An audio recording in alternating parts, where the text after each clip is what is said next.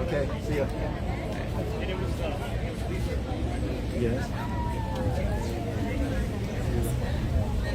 Yeah. Yeah. Do you want to do it?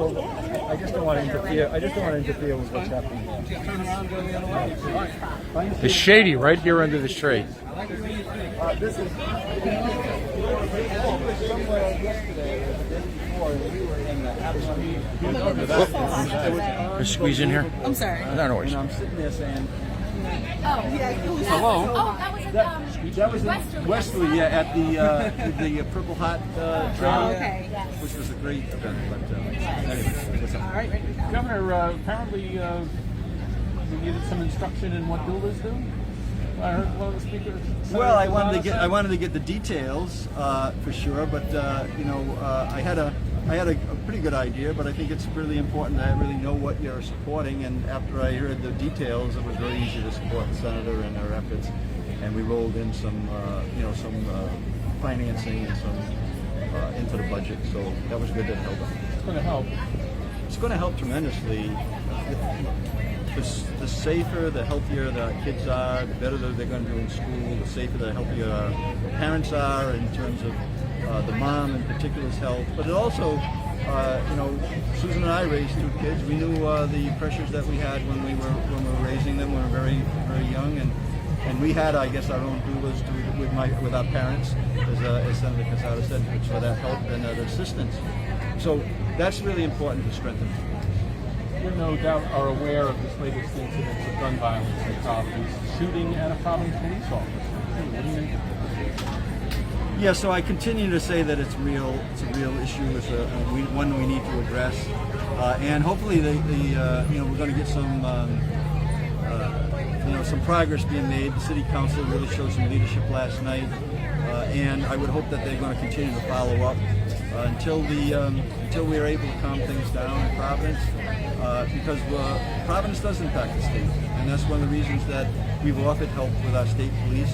And we'll continue to offer the help in any way that the city asks us to be involved. We'll be happy to be involved. Leadership in terms of asking you for...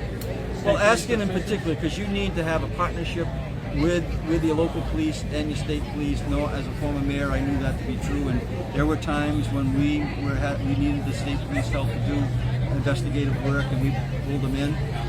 But they're sensitive there. We want to make sure that the partnership is one that is being asked for. But that doesn't mean that the state police doesn't do its normal duties, right? We're in all 39 cities and towns. We're on the road. People see our state police. We interact with the community in a way that's positive. And where we need to step in, because laws are being broken, our state police steps in. One of the messages we heard in that council session last night was the police chief saying he'd like to have 3 police academies in succession because he is that understaffed. Can you see the state helping out in some way in terms of financial support or otherwise? Yes. The answer is a quick yes. We want to respond. I've known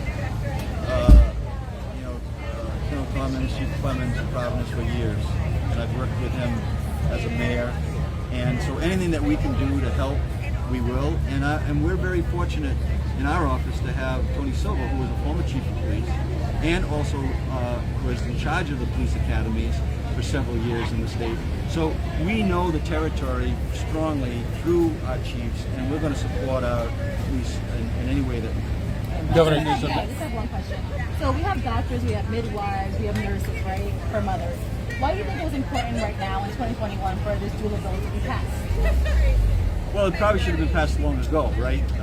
But so it's being passed in a time frame that is really important coming out of the pandemic. We know that communities have been impacted, negatively, some more than others. And as you heard in the testimonies and the speaking today, that women of color have been disadvantaged in this space, and the data shows it. So I never shy away from the facts, and if that's what it is, then what we're going to see now is progress in terms of the health of our families in all 39 cities. Governor, one question. Yes. Last question about masks. No, I'm not. Is there any special reason for that? No, I just never was inclined to be involved in that. I don't have a problem with people who own guns. I have a problem with people who use guns in a way that breaks the law and puts our safety at risk. Governor, you took a stroll through Federal Hill Saturday night. The word is out. Was that a statement you were making about the importance of the city of Providence and how important it is to support our local business, particularly for those who are trying to drum up sort of a Providence hate, to be blunt? Yeah, so as you know, the small businesses are a big part of what I do, and in fact, we're putting together an article for next year's budget on small business friendliness. So anybody who's hearing this that has ideas to help our small businesses, we're assembling that work right now as we speak to actually impact small businesses. But right now, just like many people have been impacted by the last year in terms of the pandemic, our small businesses have been impacted severely, and we need to really help them. So yes, I was invited. I didn't have to be invited. I got not only did I get a haircut in the city on Monday, I think it was, but I also, Susan and I had a great meal on Federal Hill on Saturday evening. So, and Providence in particular, the data again. I believe in knowing the facts, right? So whatever they are, whether it's on COVID, whether it's infection rates, hospitalization rates, I think that you really need to know the information. Providence small businesses have been impacted more severely than any other business group in the state. So when we start talking about releasing some of the federal dollars, which we're talking to the leadership right now, the House and the Speaker and the Senate President, we intend to take some of the federal dollars and invest those dollars in the very businesses that have been impacted the most. And Providence represents that business community. All right, guys. Thank you all. Thank you.